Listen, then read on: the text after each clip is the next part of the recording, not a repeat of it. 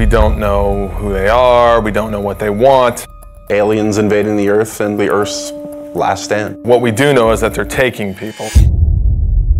It's basically not a remake, but a reimagining of the original Xcom game. Well, core principles from the original that we wanted to build on was basically everything. Xcom is about Earth being threatened by an unknown enemy. The world bonds together and they form an elite military organization, the most elite in the history of the world, and that's where the player comes in. They are the commander of this organization. I think we were all fans of the original, you know, working for Firaxis, we're all fans of squad-based, turn-based strategy. So I've played just about every turn-based strategy game out there.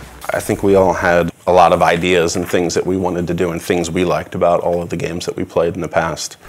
Just really finding the fun things and eliminating the things that, you know, we didn't really care so much for. So we start with the original game and we play it and we say, okay, well, we find that new players or even us old diehards, like we find this concept, we can improve this a little bit. And one of the first things we looked at was time units. And the idea was that your soldiers had a certain number of time units to move around the battlefield, to perform abilities, take shots and things like that.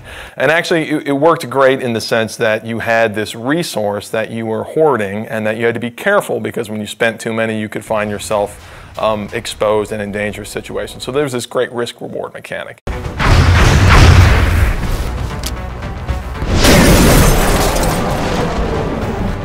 We said, okay, how can we simplify that and sort of free up all that headspace that takes up in the player's head? We sort of turned the time units into a simplified version where the player has a number of moves that they can perform per turn, and they can choose to move, they can choose to move and shoot, they can choose to move really far, and then based on different abilities their soldiers have, maybe they can use those abilities to do different things. But it still has that great risk-reward mechanic. Look, I need to run really far this time, but when you do that, you're always taking the cost that you're not going to be able to shoot, and then you're going to find yourself in a difficult tactical position.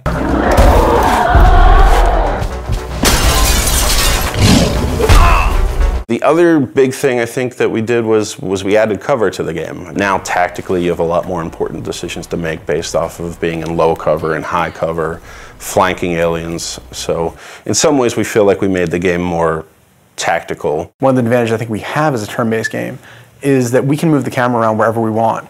If you're making a game that has real-time response, players get really upset when you take control away from them. Well, we do that every other turn. There's been a very cinematic approach to the game that we're making now that wasn't available then, simply because we can move the camera around and take advantage of the fact that we have a 3D game. We're still leveraging the 3D and the tech that we have available now to make it a much more compelling experience, I think, visually, than they were able to do back then. The Glamcam was our way of kind of making a turn-based strategy game sexy. It was a way for us to take the camera and put it in the environment in a way that kind of got you out of the normal gameplay mode, but let you see things a little clearer and a little more up close and feel like you're a little more part of the action.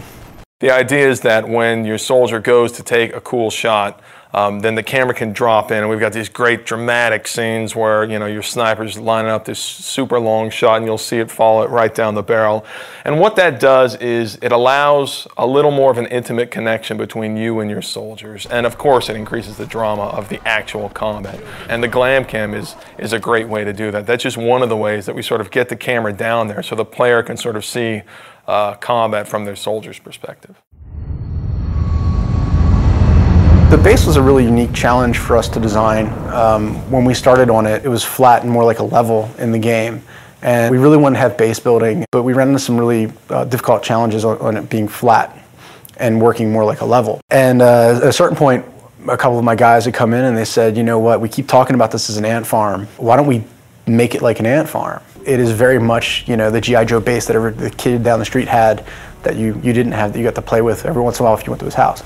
So when we made it, that was one of the things I think really stands out. I think it's a really unique feature to the game. It allows us a lot of flexibility for optimization and for the player to be able to build and expand. And it's a really different, I haven't seen represented that way really ever. And on top of that, they're actually expanding the structure, customizing the facilities that they're adding to their base. We want them to be able to see their soldiers interacting and their scientists, and so I think it's this really neat moment where you get into the game and you have this physical structure that you've customized and you've made the decisions about what you want to focus on, and then you can see your soldiers that you've leveled up and you've grown attached to, you can see them interacting, and it's something that I think we're really proud of. We're really excited for people to see.